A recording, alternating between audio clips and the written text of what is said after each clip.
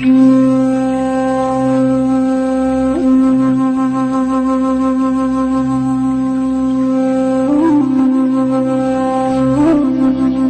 आखी जो ईद आ गई है, सारे परदेसी यार वल्ले हैं।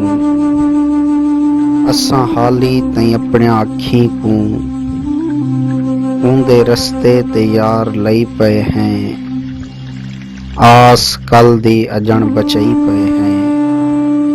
ओकू आखी जो ईद आ गई है, ए भी आखी जो आख गया हमें। दुख मुसीबत मुका करई सांवल, सारे शिकवे भुला करई सांवल। असां ई साल ईद ते मिलसूं, सारी संगत समेत रज खिलसूं। ए भी आखी जो आख्या हावी सई, ई दफा भी असा को रोही विच चंद्र राती गुजारनिया होसन। अपने मूझा विसारनिया होसन।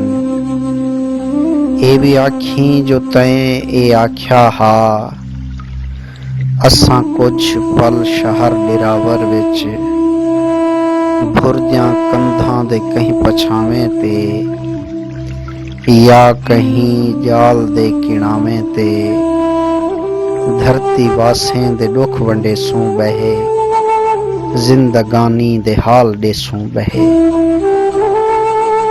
ए भी आखी जो मेरे सांवल को, ए भी आखी चा मेरे सांवल को साल थी गए असां तई पल दे।